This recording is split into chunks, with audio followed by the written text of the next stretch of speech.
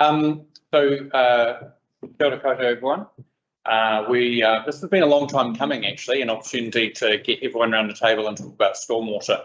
Stormwater, the cousin of the three waters. You know we've spent quite a lot on drinking water over the past few years, millions, in order to achieve safe and consistent supply of drinking water to our district, and we've done that, and I think we can be proud of that. Wastewater is currently a challenge, and we have planned to spend a lot more in that area in order to achieve compliance and the kind of growth that we need for the district. So, and you're all aware of the challenges that we face in the different plans and our plans to address that. It is challenging, but we do have an investment pathway that will solve those problems for us. It just won't happen as fast as people will want it, including us. But stormwater is an area with very little attention, and yet it's so profoundly important to our district in terms of the health of people, protecting people's property, and it's an area where the issues that we face are growing as we encounter more severe and frequent weather events, and the issues we experience in this district are quite severe just because of our topography, because of the way our land is. So we thought because we were sitting in the LTP cycle, now would be a really good time to have a conversation about that. So this is really the start of a conversation about where we're sitting on these issues and what your options might be in the LTP. So this is really a ground up conversation about how do we help you know what you need to know, navigate the issues, ask the right questions, and just setting you up to be successful in the LTP process later on. And we thought it was, because this is an area where there's not a lot of knowledge, including on management side, it's a good idea to start it early. So Vicky and the team, thank you very much for coming over and helping us with this. We really appreciate it.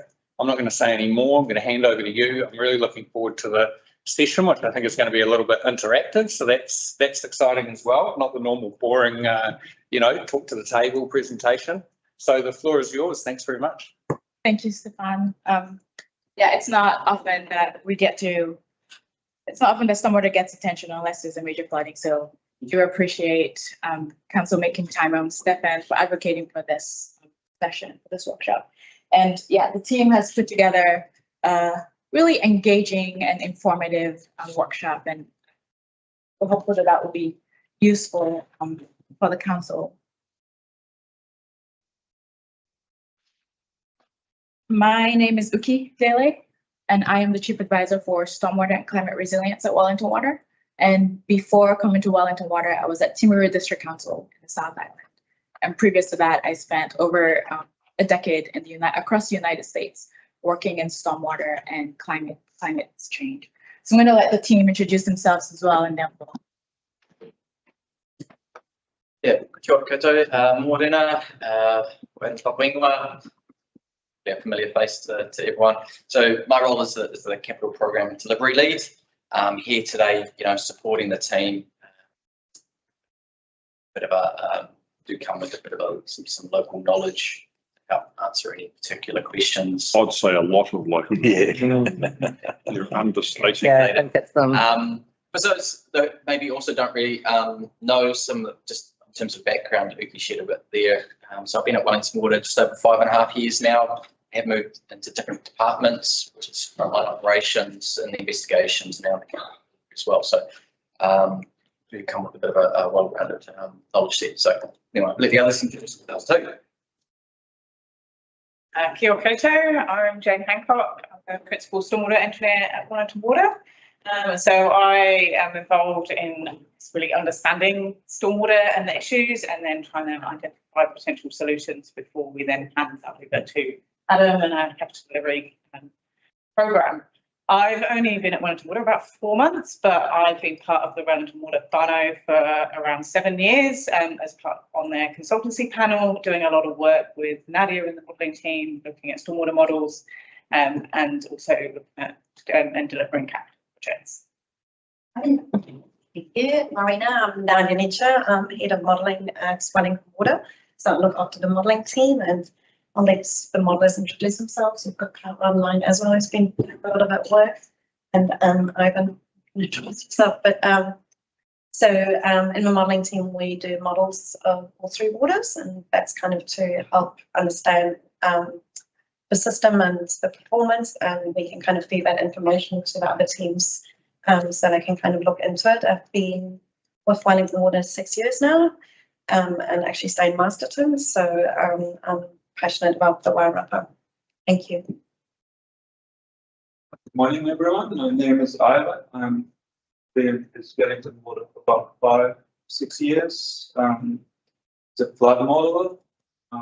So my main passion right now is to taking the modeling information and data and making it available to the public and sort of bringing it out online and showing what it looks like, how people directly can benefit from flooding information and hazard information, as opposed to just flooding information lying somewhere without any access by anyone.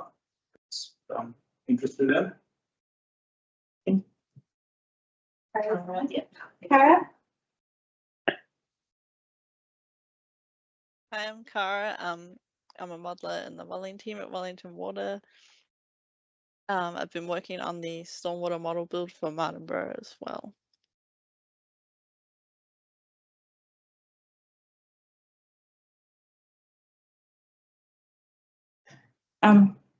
The three key objectives for this workshop are to provide detailed understanding of stormwater management in the district for the council. And then the second one is to stimulate deeper discussion on how we manage the stormwater issues that we face for the long term. And we're going to get into some activities to kind of ensure that we do get a deeper dive into those. And the ultimate objective is to prepare the councils for informed investment discussions. To do that, we've kind of structured the workshop in two parts. The first part is going to be information sharing.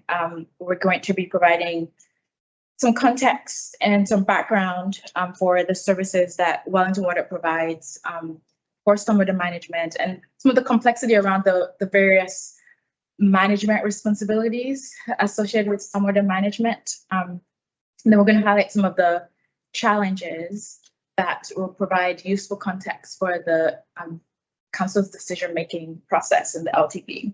And we'll have some time to spend in each of the townships to understand the various characteristics, and Nadia and the team will talk about the modeling, the findings from the modeling and the modeling that is underway. And we'll spend some time talking about some investment opportunities that councils can consider. And we'll wrap up with the first part with a summary. That is going to take us about an hour to get through, and we'll break for lunch for morning tea. And we'll come back for a deeper dive into a case study and work through just some solutions. And we're hopeful that we'll have some time to get individual reflections back on the workshop so that we can hear from you and also share back with you how we feel about the workshop. And then we'll round up the next steps. As you can see, there isn't any Q&A spots because this is supposed to be interactive. We can take questions along the way. Any questions on the agenda and the objective before? I've got one, as usual. Are you going to cover off on some regulatory requirements in terms of the natural resources plan?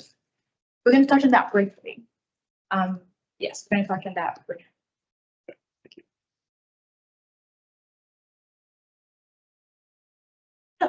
To get started, to ensure we all have an equal understanding of what stormwater is, Stormwater is rainwater that runs up hard surfaces like roofs, driveways, roadways, and it touches any hard surface that rainwater touches turns into stormwater. And it drains through the stormwater network that includes sumps, open channels, drains, roadside drainage, and it eventually makes its way into the streams and the rivers. And in some parts of South Rapid District Council, stormwater discharges to the ground via soakages. On its way to the ground and to the streams, it collects pollution, and those pollutants they get less treatment before they make their way to their final destination. Stormwater is a byproduct of development. If there was no development, we wouldn't need to manage stormwater. And improper management of stormwater can lead to property damage, environmental degradation, and as we saw in the Auckland anniversary flooding and Cyclone Gabrielle, it can lead to death. So not properly managing stormwater has severe consequences, as Stefan said. The responsibility of stormwater management for the urban areas of the councils is Wellington's water. Wellington Water provides stormwater management for the urban areas of the 5 client councils that we have. However, not all of those stormwater assets are managed by Wellington Water. For example, parks, the assets that go to parks are managed by councils, parks team, the roading assets managed by the roading team. And we'll talk more about that and how that complexity adds to the challenges in managing stormwater. Actually, just sorry, it's a bit irrelevant, but it's just worrying me a little bit. Just a definition. So runoff from hard surfaces, stormwater. And you've got the picture and it says lawn runoff. I just wondered about, sorry, just a definition. It just worried me because you said lawn runoff on the picture and up the decline stormwater is runoff from hard surfaces. Sometimes they're quite hard. So that's a really good question, because lawn, if it is not a natural, if it's lawns, they have a percentage of imperviousness. Oh, okay. Yeah. Oh, it really depends on- They haven't seen my lawn, which is a weed path. Yeah. Yeah. Okay. So that's a good No, question. yeah, interesting. So you're defining a commercial lawn as a hard surface. Yeah, that's the percentage of imperviousness. Yeah. Okay. Thank you.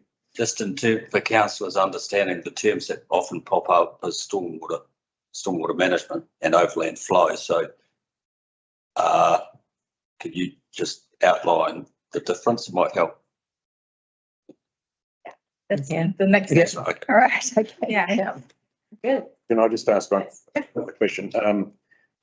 Today's discussion is a focus on your responsibilities as our service provider for stormwater. Does it capture anywhere Greater Wellington Regional Council's responsibilities in terms of stormwater? Because there are significant differences. The focus on urban or the focus on rural. Obviously, the focus today is on urban. Yes. Yeah, the focus is on urban stormwater management. Okay, thank you. There is interaction between there's interaction between the urban and the work that Greater Wellington Regional Council does. And we'll talk a little bit about that at the Yeah, I wouldn't mind understanding some detail there, because that does even in the urban environment, regional council have some responsibilities in terms. That's an important point you make, the comment around the fact that with communities, they might see flooding. Yeah. But there could be different sources as to where that might be. Yeah. Right. Absolutely. We do lightly touch on it, but yeah, we are urban water. Yeah. But that's part of this, isn't it? Around. Yep. Absolutely. So. Yep. Thanks for that. I'd just like to congratulate you on that picture. I like super value or late fresh choice now. Makes sense to me now. We were going to jet boat. The lake. Yes. Oh, thanks. It's been diverted now down to Daniel Street, I think. New tourism opportunity. Mm. Lake and yeah, really good questions, and hopefully this will shed a little bit more light on, provide a little bit more context for the questions. So the stormwater network, that the stormwater network has historically been designed to cope with small rainfall events or medium to low rainfall events, so the ones that happen more frequently, to using hard infrastructure like pipes, roadside channels, and sumps. Because the historical stormwater management was just to channel the stormwater out of the urban area and discharge it to the stream as quickly as possible so that don't flow. During heavy rainfall event, we rely on the overland flow paths. So that's the natural path that the water wants to take. And yeah, so natural flow paths are the natural paths that water wants to take, and they're usually through the low points and based on topography, that usually through the low points.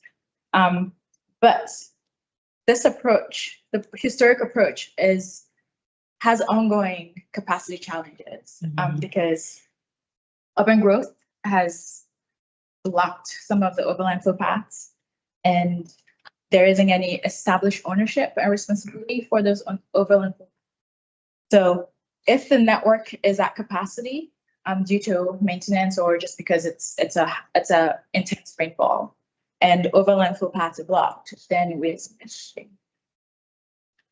or rain flooding, which is different from the river exceeding its banks and flooding the area. So stormwater management is mainly used through network and overland flow paths to ensure that the urban areas are kept free. The new development and the new standards that we have now require more improved stormwater management. So for the Wellington region, we require the new development. They have pipe capacity to handle a 10-year rain event and have provision for a 100-year overland flow. But that's for the new standard. The existing development areas, it's challenging to improve the existing system to meet the new standard. And so the infrastructure solutions for addressing the existing flood areas is daunting and expensive. And we are now faced with considering a more comprehensive approach and looking for non-infrastructure solutions to address that. Spongy. Any questions so far? Spongy. Spongy. We'll get to spongy, I'm sure. Which brings us to one of the key challenge for stormwater management is how do we improve the level of service to meet the increasing expectation and the increasing standard, considering the existing issues that we have. In South Y, we have limited stormwater network. There's open channels and roadside drainage, and there is limited connectivity between these within the systems. And the reliance on private soakages and just understanding that those private soakages may no longer be as efficient to drain the increase in development. There's also high groundwater levels that impacts the soakages and the ability of them to convey water during heavy rainfall. And the overland flow path is proving consistently unreliable for heavy rainfalls due to the blockages and the unclear responsibilities as we discussed. And also the expectation for flood management.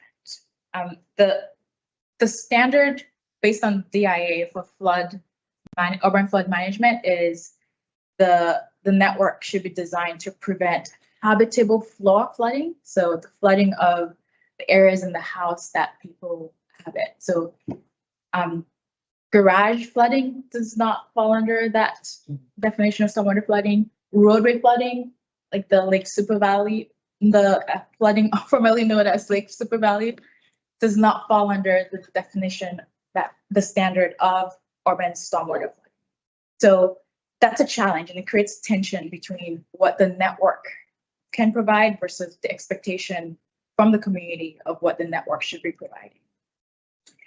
While we've been managing stormwater for flooding to prevent habitable flooding, we now have to improve the water quality of the discharge of the stormwater into the environment. And for South Wairarapa District Council, we lodged a stage 1 consent with Greater Wellington Regional Council. And that stage 1 consent is to monitor for 5 years. And based on the monitoring for 5 years, you will develop a stormwater management strategy of how you improve the environment. So that's where the South Wairarapa District Council is in giving effect to natural resources. Sorry, quick question. At this stage, we don't have a reticulated network of stormwater drainage, etc. So we've got a lot of diffuse runoff. So how do you manage monitoring of the quality of that water that's entering the likes of Donald Creek or our race network in Greytown?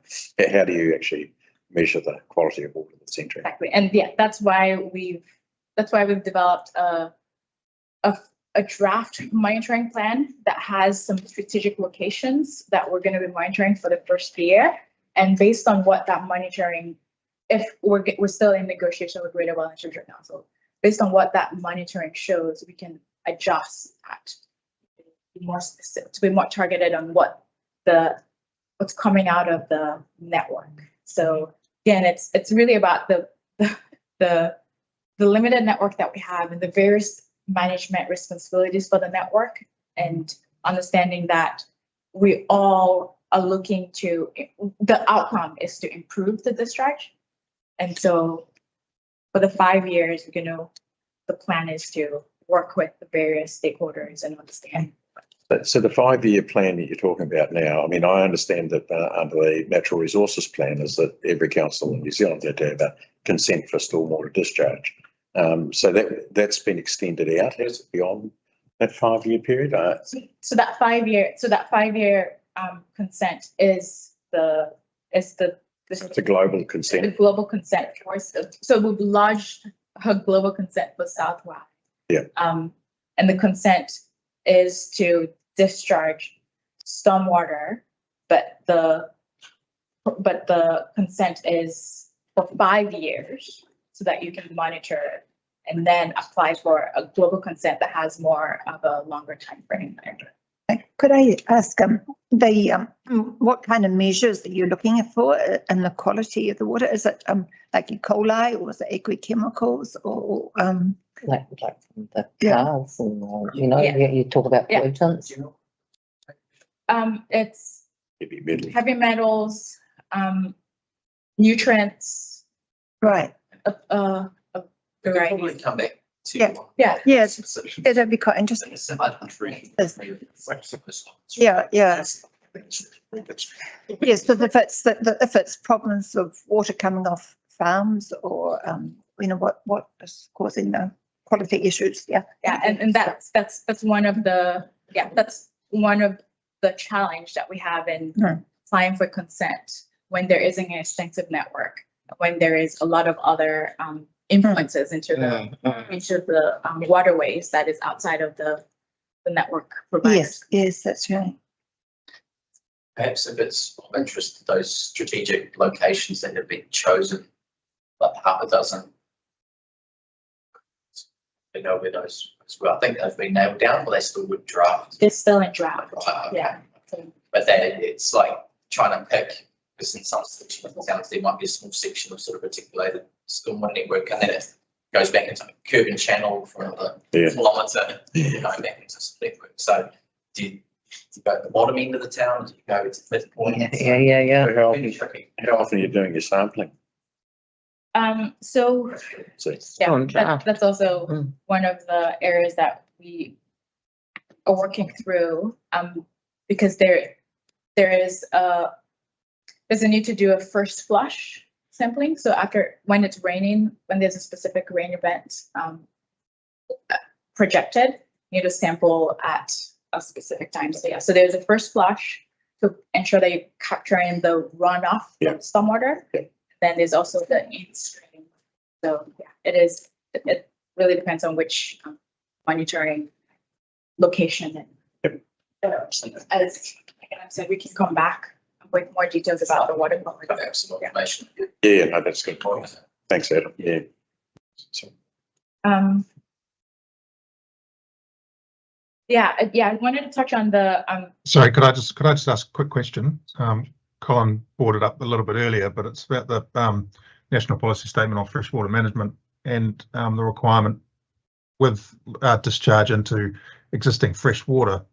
How is that NPS going to affect your 5-year monitoring? Because we do know that the particularly, and I can only speak for Great Town because I know that system quite well, the discharge at Druzy Annex Farm in storms is pretty contaminated when it in the overflow there. So, and that's going straight into the water race, which then goes into our food source. So 5 years seems to be a long time to actually sort of monitor what we do know that it's contaminated, but the effect that the level of contamination we probably don't know, but we do know that it's contaminated.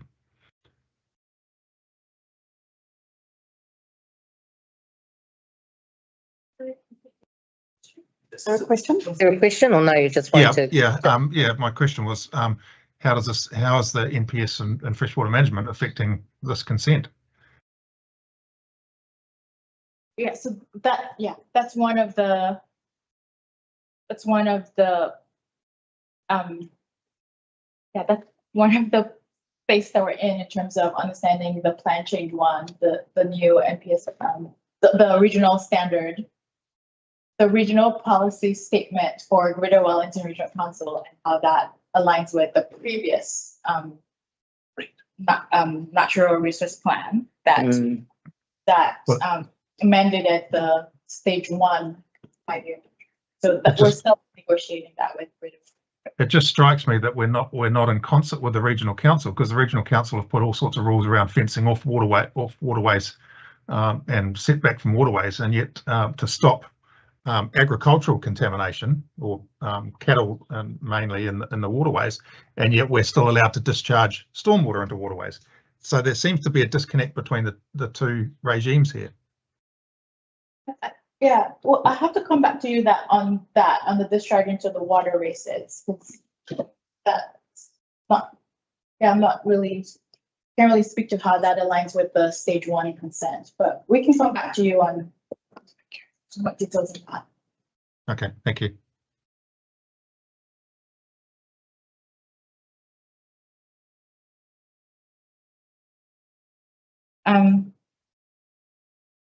Yeah, in addition to all of those previously stated challenges, there is a lack of clarity on responsibilities for the various aspects of the stormwater network, including the water races and the discharge into the water races. And this adds tension for the services of the community, especially when a flood event happens and in terms of responding or addressing the issues after the flooding. And so it is challenging to understand who is responsible for managing the network to meet the expectations of the community. And at the end result is the survey, the South Rapid District Council survey, I'm sure that only 24% satisfaction for stormwater services from the community. So, Sorry, 24% what? 24% satisfaction. Oh, okay, for the management. Management of stormwater. Yeah. Brings me to a question. Regional Council recently did a survey of flooding areas, particularly in Featherston. And obviously, as a result of that, for instance, there would be areas of responsibility which council are responsible for, therefore Wellington Water, and there'd be areas of responsibility that GW are responsible for. How do you bring those two together to make them actually work? Because you've got two different organisations, for instance, trying to manage networks. So it's complicated, and it costs us ratepayers, obviously, as well. So I'm very curious to know how you work together on those issues. Yeah, and yes, that is a great question. Hopefully, through this workshop, we can come up with some opportunity doing that. Further in the workshop, is We're going to get you this sold up for us. Yeah, we're going to introduce these stuff how we can work together to improve this connection. Yeah. Before you do move on, I think you finished the slide. I did add this little image down the bottom here. Not everyone is also familiar with some of the bubble up systems around the 3 towns, and it's particularly common in Featherston, but it's a little bit hard to see. Maybe it's a bit small, but a lot of these overland flow paths, or the stormwater hosted in the curbs and channels, and it'll go down a road sump. run under the carriageway and then hop up on the other side and carry on its natural journey down the. And that was a similar system as to what was addressed at the intersection of Daniel Street, but to it there. So, yeah, just a common little. You can say it, late super value. I was trying to be politically, it's no longer a lake, so. That's the thing that a lot of people in Featherston will say, oh, look at all the flooding issues that we've got, where you have water sort of ponding at the end of a road or at like a T intersection. But that ponding is actually that system working the way that it should, so that it goes under that T junction, pops out the other side. It will operate obviously up until a point until there's like a medium, a small or medium sort of rainfall event.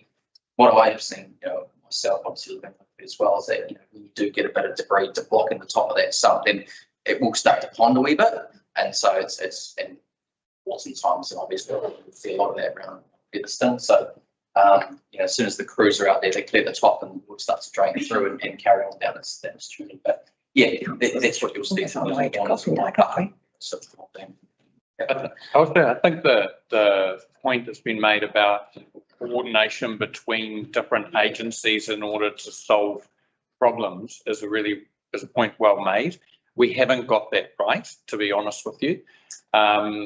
Wellington Water is responsible for a certain amount of asset maintenance, but then we don't fund them enough to really have a proper management plan across all of the assets they're responsible for. But then there's assets that we're responsible for. Historically, our SLA with City Care and our budgets internally to clear assets ourselves have been really low. So our scheduled level of service has been inadequate, and then we've had roading where they have a certain understanding what they do with culverts and drains, and we're trying to increase the level of service through the find and fix provisions in the Fulton Hogan contract, where they'll be out in different maintenance areas, proactively fixing stormwater assets and clearing stormwater assets. There's so much more work that needs to be done by me and with Wellington Water in terms of making sure that everybody understands their role and responsibility, and they're funded right to do what they can proactively and do as much as they can reactively. So it's, it is an area that we know we have to focus more on, Colin, just to say that. Can I just make a comment there, because we allow development to occur in specific areas, and if I refer to Harrison Street as a good example, where we have Donalds Creek comes through there, we've got some flood embankment stuff that was put up there a number of years ago by GW to protect that low-lying area. Yet we still receive flooding down there, and yet we still allow development in those areas. So I'm it's a bit like I went to a meeting in Wellington. We talked about sea level rise and storm surge, and yet we still see a lot of development along that coastal line being allowed to occur. So the same thing applies with us, and I'm not sure of the logic behind it. Maybe it's just me getting old and dottery. But this is all this combined work of having the modelling that's being done from Wellington Water on stormwater flow, and combining that with the modelling work that's being done in GW and elsewhere, informing planning decisions moving forward, along with the global consent and getting a broader understanding of the network constraints and how we have to invest in that over a 10 or 30-year horizon. That is answering that question. So it's just that we're at an embryonic stage. Okay. You can hear from what Uki's saying that a lot of this has just started, and we're putting it in place. And I know we're all ambitious, and we certainly are, but a lot of this stuff is actually starting now. So I know 5 years sounds like a long time, and it's not that we can't do things in those 5 years. We will do, but really understanding this stuff takes a little bit of time. So we would ask for your patience. I hope the same applies to local water's done well when it gets up and running and off the ground, and Yeah. and the same commitment is applied to that logic here. So. But you're the big, you're a. No, I'm not. You're- I need to retire. Yeah. Well, I will hand over to Adam to talk more about the complex responsibility, management responsibilities that we have with stormwater. So just want to touch on a few of the discussions that we've already. Yeah, so I guess that almost came at home, that point around Yeah. the complexity around maintenance responsibilities, right? And this is going to sort of segue a little bit to a part two, where we're going to be looking at that case study, top end of Brandon Street here in Featherston. So, you know, of these different assets in this sort of immediate area, got State Highway, got local TA roads. So State Highway, okay, yes, the NZTA will own that. However, within those zones, 70k zones, council roading teams will maintain those assets. Then we've got the local TA roads, culverts, sumps, those curbs and channels. So they sit within that roading team. Yes, we've got a little bit of stormwater network in here, a couple of manholes and some culverts. So we've got some Wellington Water will maintain those on behalf of council as South Water's assets. Also in this area, we've got some open channel roadside drains, thus sitting roadside. So at the moment, South Water's Parks and Reserves team is doing spraying activities, but this is one area that we've already flagged to say, well, that's all those things are being maintained at the moment. There's no machine cleaning done, for example. So that puts those assets at risk of sediment generating in those locations. We've also got a section here, some open channels running through private property. So in that case, the landowner is responsible for keeping those clear to allow that water to flow through. We've also in this area, and it's common around the region, property driveway culverts are private assets, and that's the expectation that those landowners are keeping those culverts clear. And then not on this image here, but we've got the water races, largely rural, but in Greytown, the water race runs through Greytown, and so that impacts on the stormwater network. And we flagged it in there as well, Colin, touching on streams and rivers. So in that case, where there's a flood protection scheme, the regional council will look after the maintenance. Otherwise, you know, those smaller streams again fall into the landowner to keep those clear. So there's a lot of touch points around, you know, that whole system and making sure that, you know, to help prevent floodings. Adam, we've had presented to this council on a number of occasions about the diameter of pipe, in particular around that Brandon Street area, for instance, and there's a variation in diameters of pipe size that are existing. There's no doubt about that. And that will have a big impact on what the capacity that we can actually put through some of those channels. What are we doing about fixing that problem to a large extent? Well, we've got limited budget to do some renewals with Wellington Water. They're very limited. I mean, it's really constrained to the point where we're only maintaining existing assets. We're not renewing many at all. I try and, I mean, you might have seen recently in Daniel Street, there was flooding all the way down the top of Daniel Street, and I had landowners on the phone complaining it was taking their driveways out and going into their front lawns. It was also affecting the road, which was a real concern to me. And so we got Pope and Gray to go in and do some work there immediately, and they took out the existing culverts, which were narrow 400s, replaced them with 375s, much larger diameter pipes, reset the open drains, took all this stupid concrete which had stones embedded in it from the 1950s out, reformed the drains, reset the culverts. That was done for 3 properties. Now, of course, now that operates fantastic. What it's doing is dumping, you know, a whole lot of water further down Brandon Street.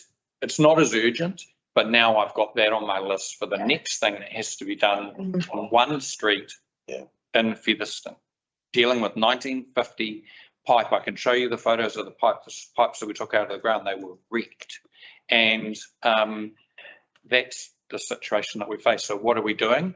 at the moment just trying to understand where the main pain points are in the network that we have to get to first, and then we'll be coming to you and asking you, well, how do we fund those interventions?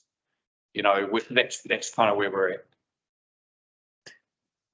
Bloody hell. It's Depressing, this. Yeah. Great to have a plan though, Colin. Oh, it is, I agree, yeah. We've just got a couple more slides on challenges. Yeah, we have a couple more slides. How are we doing on time though? No. It's only 11 o'clock. We've got all day. Yes, Stefan touched on another key challenge about the historic underinvestments that we have in stormwater. Stormwater, as Stefan said, is usually is considered the poor cousin of the three waters, and you can also say that it's the poor step cousin because water leakage is getting a lot more of the funds. So yeah, historic underinvestment, it has consequences for what we can deliver and how we can improve the services. It limits our operation and maintenance activities. Operation activities like sump clearing, spraying of those roadside drainage. If there isn't any investment to do this plan, then you have an increased flood risk and increased reactive expenses because you'll be responding after the flooding. And it also results in increasing backlog of flood investigations because we would need those investment to be able to understand, to develop those catchment assessment or those assessment that will identify what the appropriate solution would be for that issue instead of addressing just one specific issue and moving the problem down the line. And with the historic underinvestment that we have, we're set back in coming up and being ready to recommend appropriate solutions that will maximize operation and capital expenses. Can I just ask, will because we're looking at getting the report back fairly soon now, like that with the aerial showing all of the different water flows and things like that throughout the district. It's more about groundwater, bore water. And Yeah, but I know that that's the main thing, but it would also actually could be used for something like this to be able to show the different points of where the flow, what kind of impact it could be having on those parts as well with stormwater. But as a part of the investigation, you know, like they're talking about putting investment into this, and I just think that sometimes we need to get that information to be able to see how that might be able to help with regards to, you know, the streams, where the flow's going into certain places, how it might be able to, you know, the offset effects of the different parts of water. Definitely use that. I mean, that kind of information is really valuable because when we do the model, we want to take all the data we've got. And so when the groundwater is very high, obviously the water can't get into the ground. So we can kind of adjust how much water is actually running off. So the interaction between all the different data sets is extremely useful. And so in terms of funding, even if funding goes there, it would help us in modeling, for example. Okay. Does that answer? Yeah. I just. Thanks for that. I don't know if you're going to discuss this later on in the session with modelling, but with Lake Super Value and the work that Stefan was just talking about, that flooding that was in Daniel Street, and then and the work on the pipe work and the drains, which then created the issues further down Brandon Street. Has anyone looked further back to see what the source or where the source of that water that was creating the issues at Lake Super Value and then Daniel Street, Brandon Street actually comes from? And is there an opportunity further upstream to put in some attenuation measures to hold, you know, flood water coming off the hills or coming out of different catchments to then slow that water flow into the stormwater system within Featherston? That is a good question. Sorry, that's jumped ahead. There's a further slide at the end is around opportunities. I mean, ideally, we would like to, I mean, we've got individual problems, but ideally we can use the modelling to do a catchment plan where we can kind of look at different options and how they influence each other and then come up with costing on which one works the best. But we've kind of put that at the end as one of our wish list. What now? Can I just ask, focus How long? a lot of conversation around Featherston today and not much probably about Great Yarra, and hopefully that'll come up. Where's Martinborough sit in the picture here? Because we don't often hear about serious flooding events within the urban environment. But we do hear about it throughout all of the Martinborough ward rurally. Yeah, I'm just curious. I think Uki's about to move through the township. We had people that couldn't. Jump in the gun. Yeah. Right, Thanks, Jen. it's all good. Carry on. All right. We- I wanted it to be interactive. And was remember to use So you couldn't drive around the square? Yeah. Yeah. And So that. oh, yeah, Thing flooded. that's right. Yeah, we did have the jet boat. Yeah, so one of the, couple of the final challenges that we have in managing stormwater is flooding. Flooding is the most significant investment challenge. And with climate change causing heavier rainfall, those flooding issues are going to be more urgent. There's also the infrastructure pressures, aging infrastructure, the lack of investment into renewing those infrastructure is also causing additional pressures. And growth is adding pressures for these aging network to be able to handle the additional input of stormwater into the network. And as I mentioned, climate change and then groundwater as well. In some parts of the district, there is high groundwater table that is causing impact on the wastewater network.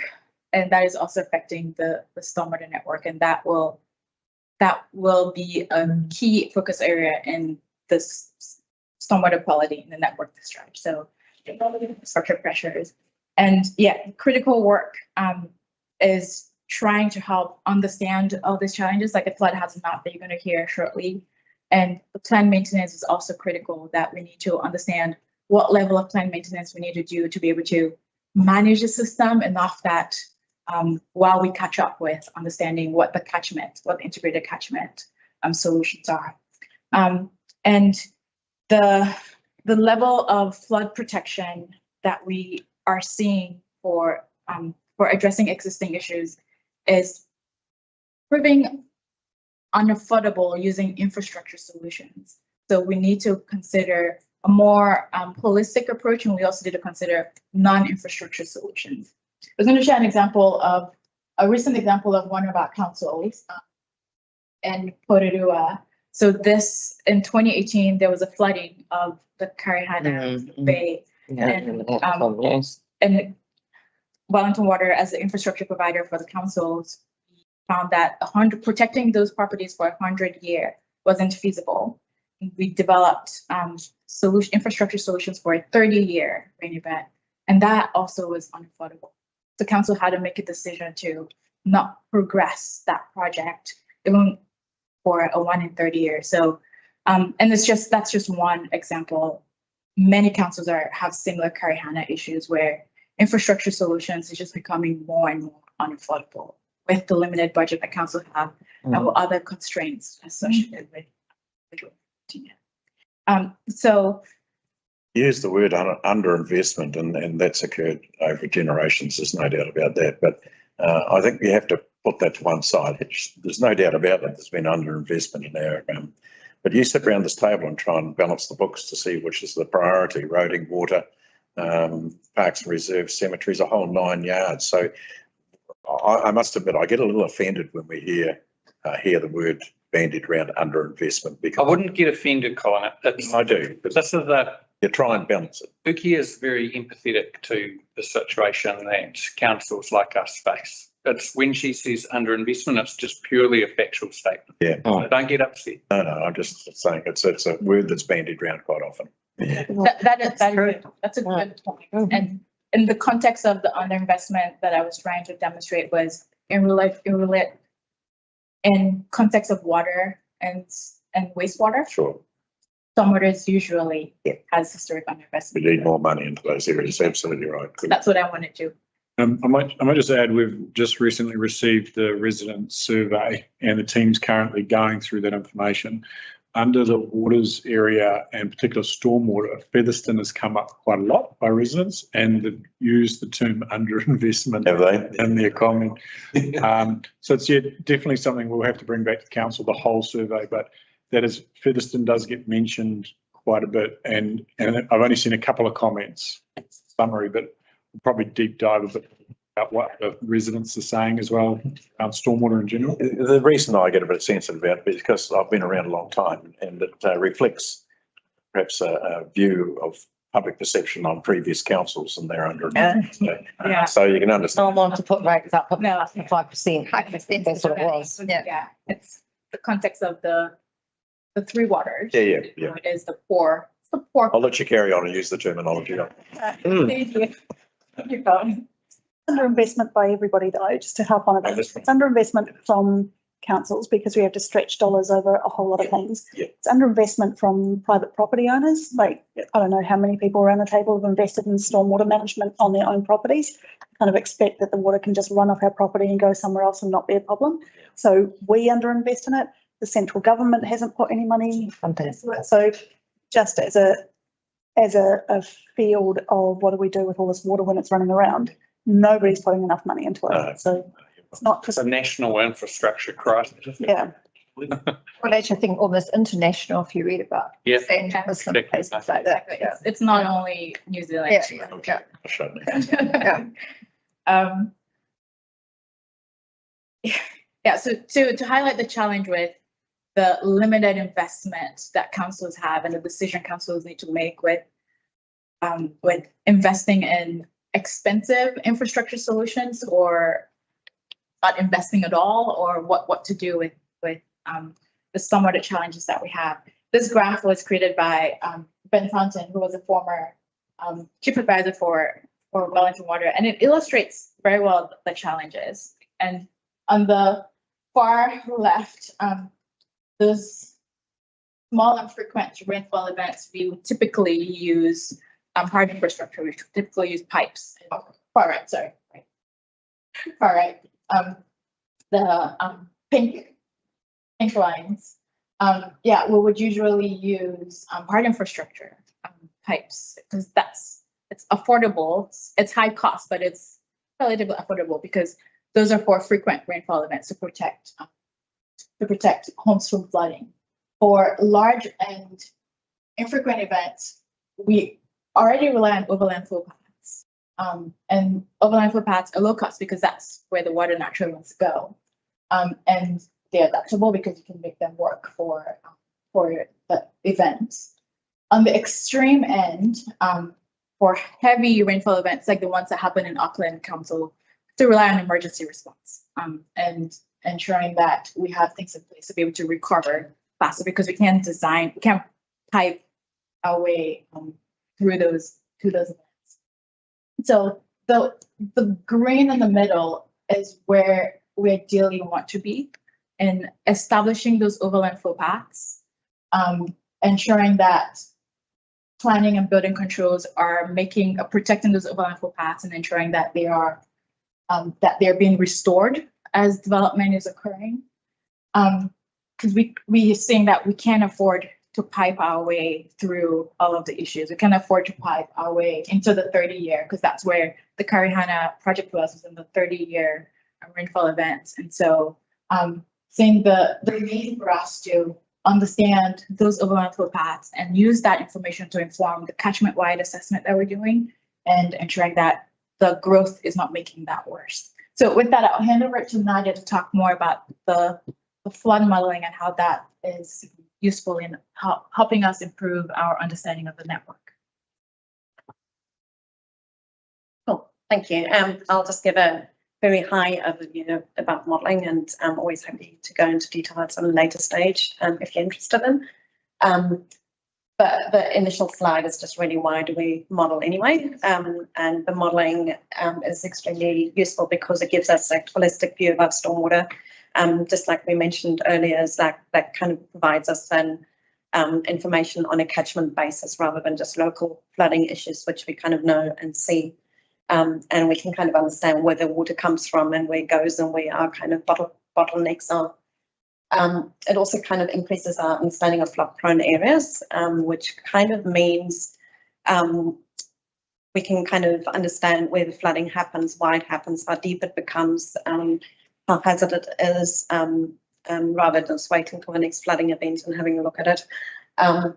And it's can help us, from the previous slide, which he has, it can help us understand where our primary network, what the capacity is, how it kind of works, but it gives us also for those more larger events, gives us an understanding where we possibly could influence the land use planning, that we can kind of influence development not to happen in those hazardous areas, and just make sure that floor levels are above the flooding level.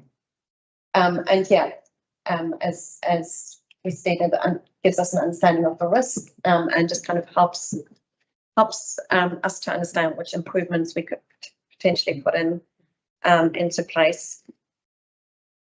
Any questions on the slide? Can I just can't help myself. No, it's In terms of modelling, because what you post or what we see in our communities, for instance, after you've conducted a model, can have a huge impact on people's lives in terms of the risk assessment for insurance companies, etc., banks for lending on properties, etc. So accuracy in terms of modelling has to be bloody good. It really does, to get confidence, you know. Yeah, you're right, and that's why modelling is quite complex and takes a lot of time, because we try and get it as accurate as possible. But obviously, there's limitations around the data we have and DRSA funding, because you know, like the better data we've got, the better we can do our models, and the better we can kind of validate them against real events. But I guess that's the whole thing with stormwater, kind of influences insurances and influences land use planning, the influences funding we need for infrastructure. It's hard. Right, it was only a statement. No, it's good. I mean, like, it's always, putting it out there. We kind of aware it's frightening for the community, but then not putting it out there and a flood happens, that's frightening for community as well. Yeah. So I'll just go a little bit through the flood modelling process and why it takes us quite a lot of time as well. But there's two main ways we model, and when we go to the townships a bit later, we can kind of talk about it. And we call it a rapid flood model, but it's a surface flooding. So we basically put rainfall on the ground, take into account the losses which go in pervious areas like lawns and things like that, and then we kind of see where the water goes to. That does not take the primary infrastructure into consideration. It just really looks at where flood for those different events. And then we've got the detailed model. That's when we actually go on property kind of level basis. We do the sub-catchments. We check all the asset data, the sums, bubble systems, all those kind of things, and put them into the model. That takes a lot more time to get to model, but it gives us that understanding then about the primary system and how that kind of works. There's 2 rainfall events we normally model, which is smaller, more frequent rainfall events, and that's to give us an understanding of the frequent flooding and how our primary system works, and where our pinch points are there and what the capacity is. And it's the extreme or the more higher rainfall, which shows us that flooding, and it can kind of influence the land use planning. And so if you remember Uki's slides previously, it's those 2 lines which we really want to understand. And then we can also model climate change. So obviously we don't have sea level here luckily in the townships, but it's the increased rainfall. So where would due to climate change, where would flooding influence? In the towns. Yeah, that's the towns. And so, as you can see here, the model build update is the one which takes us a bit longer. That's where we collect all the data, the rainfall, the ground, the soil, impervious areas, and all that infrastructure. And we kind of rely on other data as well, such as the groundwater, as you mentioned before, that we can kind of influence that. Once we've modeled that, we validate it against one event that has happened. And so we want to take photos. We take photos of flooding and just double check the model against that, just to make sure that it actually kind of reflects what happened. Does historical knowledge play a big part in? Definitely, very much. Yeah, very much. And then once we're kind of happy with that, we've got the draft mapping. The next stage is a community engagement, and this is also another validation, really, because I mean, obviously, local knowledge is the best knowledge, and so we go out with our maps. And I did bring some maps along when you want to have a look a bit later. And we've got sessions. So we had sessions in Featherston a year ago, which was really, really useful because that's where we kind of collect the information, whether our models actually reflect what the residents see. And we'll update the model accordingly afterwards. So that's why you see model changes. And being only we've got final maps. So any questions on this before I move on? No? He's just waving. To say something. Stefan's tapping his watch. Oh, yeah. So just going through the different towns. So Greytown, obviously, there's the challenges are just around the water races and the different infrastructure we've got there, and especially the interaction with the river. And that's kind of what was mentioned before, is that we can kind of need to work quite closely with regional council. What we're seeing here is just the urban flooding and some of the river flooding, but when you have a look at Greater Wellington's maps, which I think you've got in the district plan, you can actually see that for extreme events, the river actually is much, much further. And so we kind of need to work together. But the urban flooding is quite useful for us to see where the overland flow path goes through the properties. And as I said before, where our primary system works. There's lots of challenges. We've got modelling, a lot of it's data. We've got, rainfall data, rainfall gauges. I was just trying to find your grove. This happens. Like Where we love as kids. music. And just to kind of understand data, really. We've got very limited knowledge around data. There is obviously a floodplain management scheme for the Wahine River, because that has had detrimental effects on Greytown over the generations. So, so Wellington Water or Council, for instance, we're working pretty close with GW in terms of looking at mitigation measures. Definitely kind of collaboration with Greater Wellington. Here we've got two separate models, but we've actually did a trial in Lower Huts with the Waikato. We actually did the trial, do a model together. And so we'll be doing a lesson, and if that's useful, that will be something we want to do in future. So what we haven't done in Greytown is we haven't done community engagement, and we haven't gone under to the detailed modelling yet. So that will be the next stage. Have you got that map for the other towns? Yeah. All right. Russell, did you have a question?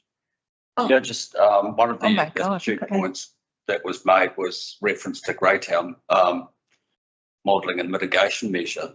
That as an exercise of a town has been one of a combined approach whereby they had a community leader. They narrowed it down into agency reps, and it was a very much community driven initiative to find the best way forward for options for Greytown's long-term flood protection and mitigation, and they narrowed it down from about a 13-point option analysis down to about 4. So in terms of an example within our district, it's one of probably the leading examples of a combined approach. Yeah, and it kind of highlights again how important community is to kind of come up with solutions, and will be interesting to see how you work with an interactive workshop later. But yeah, it's definitely one of our highlights actually is going with the community and kind of working with them. Thanks for mentioning that. So Looks really blue. Yeah, very good. That's my purple there. yeah, also to remember what I'm showing here is the extreme events. So so these maps also for the more frequent events. They're also still blue, but not quite as blue. That's very blue. But yeah, so So as extreme, that's 100 year, 1 in 100 year to 1 in 200 year. I don't know, 100, yeah. Yes. Right. And so the primary system would also be overwhelmed for 100. Whereas that's 1 in what? 100. The extreme. Yeah, that's the extreme one. Just, I suppose, Pip, we just need to remember that, I think it was back in about 2003, 2004, Martin Borough here, well, the Rumahangi here had 2 1 in 100 year floods within a 6-week period. Well, we had 3 in almost 2004. We had 3 Mondays in a row. We were pumping water out of people's garages at Greyhound. Every Monday for 3 weeks. Yeah. Nailed just with the weather systems, the way they combined. Can I just ask you? 20 years ago. You may not be able to answer this, but we seem to be talking about these extreme events, and they do occur, 1 in 100, 1 in 200 year events. I don't believe the mechanism we put in place that's going to actually mitigate that completely. I think it's always going to be, and I think our communities need to be schooled to the fact that there will always be some element of risk where we can't manage. It'll be overwhelmed and we won't be able to manage it. So no matter what we put in place, there will still be events that occur that create flooding, and I think that's the message. Forewarned is forearmed, right? So Yeah. Or there will always be a bigger event than the last. Absolutely. And so that's why that slide Uki was showing is actually a really important slide, is that the only thing we can manage, so we can manage the frequent events with infrastructure, we can manage the, well, extreme, but actually up to the 100, with land use planning and floor levels. After that, it's really emergency management. Yep, totally agree. And so that kind of message does need to go out and information around that. Right, the expectations of our communities are that if we invest in this, that we expect that we will never flood again. And I think it's important we get the message out there to our communities that there will be these times when. but they're just becoming more and more frequent. Like that's the thing. Like we call them 1 in 100, but it's like I mean, look at the East Coast. Yeah, and the more, exactly. And I think that's the complexity with rainfall data as well. As the more frequent they become, 100 year is suddenly statistically. It's suddenly like every year. And there's a small chance, and there's a small chance it could be bigger than that too. And it may not be the maximum. Exactly. Yes. But what this does in the end is it tells you if you've got $1 million and you understand 1 in 150, 20, 10, how do you invest most prudently to have the best impact? And without this information, you're really throwing darts. And I would also say that this is happening in the context of central government at the moment, redefining what emergency events are and making it harder for us to attract funding at the moment in the roading space. So they're redefining, they're saying we will now only fund you for 1 in 50s, not 1 in 20s, and we will fund you at lower levels than we did before. So, as we start to experience more severe and frequent events, the government will move to adapt to that in order to protect its coffers, and making it harder for TAs to respond, having to put more of their own money in. So that's just a little bit more context. And it's very complex, and even the lever you've got is to kind of adapt for land use planning, but then these towns, that's where people want to live. That's right. That's where they want to build. It's complex. Makes you want to live in the country. I'm just conscious the team will need a break, and then we want to have enough time for the workshops. Let's see Martin, Let's not forget, No, it's not. No, we're not on that podcast. So Martinborough is quite interesting. It's got those overland flow paths which go through the town. And they go through properties. It's extremely flat. Yeah, So, it was quite interesting to see the model, because when you go up it, you can't really see where the water flows. But the model quite clearly shows that where it kind of goes. It's not quite as blue as Featherston and Greytown. But this is a model where Kara's put a lot of effort into getting a lot of detail, and that's having a look at the private soakage, having a look at the different kind of infrastructure we've got, because it does look like here that infrastructure might actually be possible good solutions, or redirecting the overland flow path. Where's the square there? Where is that? So, To the right. like towards the right hand. Oh, yeah, sorry. Here we are, yeah, now. And so the next step is for community engagement once Kara's got the maps ready. That's me. Right, Well done. Thank you very much. are we going to be able to receive this present? Well, this presentation. Yeah, but you have it? Yeah, I've got it. I think I didn't have a look on. Oh, I'll make sure everyone gets it. Yeah, I can flick around by you. I've not got it. Yep. Thank you. We're going to break for morning tea and come back and continue with Morning the tea. second Morning tea, amendment. It's almost lunchtime. Okay. What's that? One.